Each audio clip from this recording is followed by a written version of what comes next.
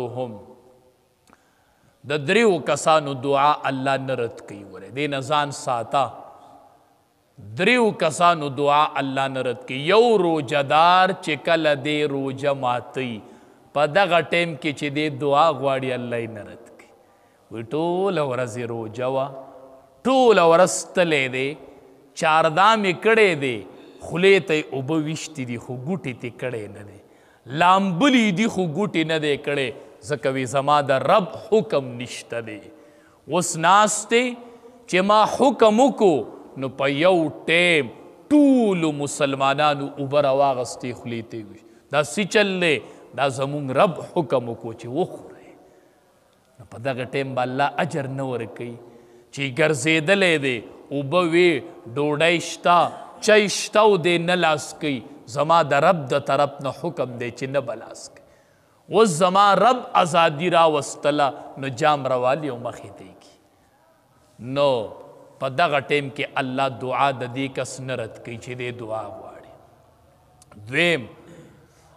حدیث مبارک کې راځي نو ښه خبره دا ده چې د روژه ماتي په ټیم کې ګورئ ځان له دعاګانې غواړئ اکثر زمونږ نه د روژه ماتي قیمتي ټیم هغه په شربتو کې او په پیکوړو کې او په اچارو کې لاړ شي پرېږدوه چې څه په درستخان دي دا پوره دي او ما ته د الله د طرف نه دا 13 ورځې حکم دی دا 13 ورځې زما روژه ده او الله زما دعا قبلوي دا یوه روژه رانه داسې تېرېږي ګورئ چې د اختر سار شو نو دا اعزاز ختم شو بس دا خو 13 ورځې دي دا زمانه په خوراک کې تیریږي دا زمانه په پیکوړو په سموسو کې لاړلې دا خو د دعا قیمتي ټیم دی قیمتي حدیث مبارک کې راځي الله دا دعا نه رد کوي نو ځان له دغه ټیم کې دعاګانې غواړئ دعاګانې اخري ټیمي ټوله ورځ روژه نیول شوي د وجود نه تاب ختم شوی او سړی لاس اوچت کړي الله یې دعا قبلوي نو دا ټیم مه ضایع کوئ زنانه و نارینه و ټولو دې ټیم کې غټ کوشش کوئ دې ټیم کې جنگ جګړې پرزول خبرې دا د دعا د قبلېدو ټیم دی ما نه غلی کښېنه اوس د الله د طرف نه حکم دی چې دعا دې قبلوم ځان له کښېنه دعاګانې غواړه مخلوق نه مه غواړه د الله نه غواړه چې الله در باندې ښکلی وخت راولي دویم چې دی امام العادل والامام العادل چې د قوم بادشاه وي هغه انصافداري چې د قوم بادشاه وي او د انصاف خاوني دی چې څه ټیم هم دعا غواړي الله یې دعا نه رد کوي چې بادشاهي انصاف والی د دعا الله نه رد کوي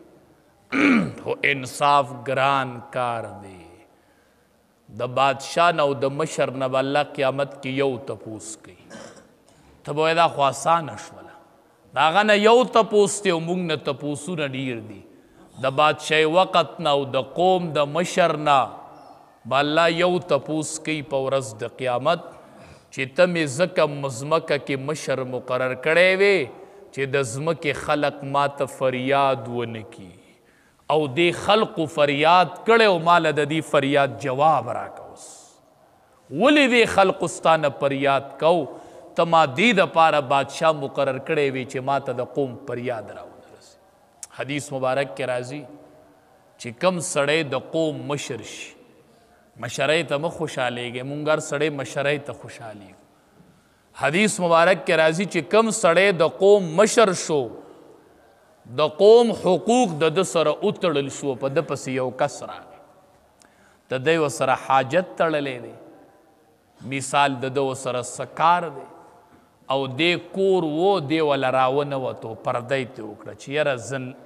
نه یم فارغ وی صیب نشته کور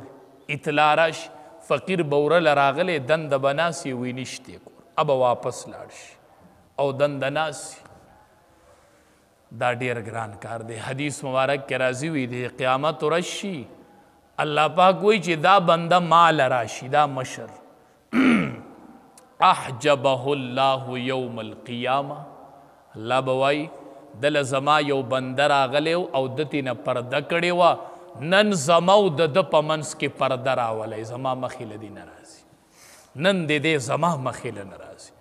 دله یو حاجتمن راغلی و داغه حق د سره تړلی و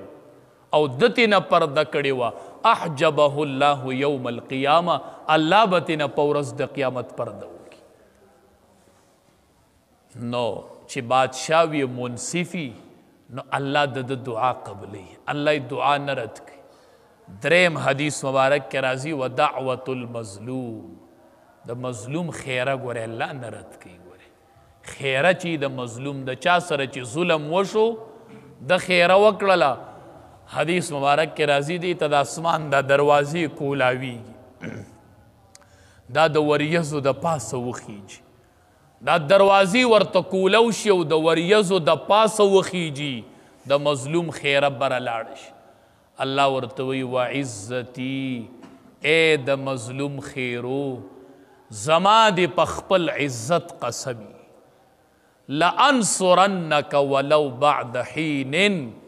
ای د مظلوم خیرو مظلوم ما دی پریاد وورید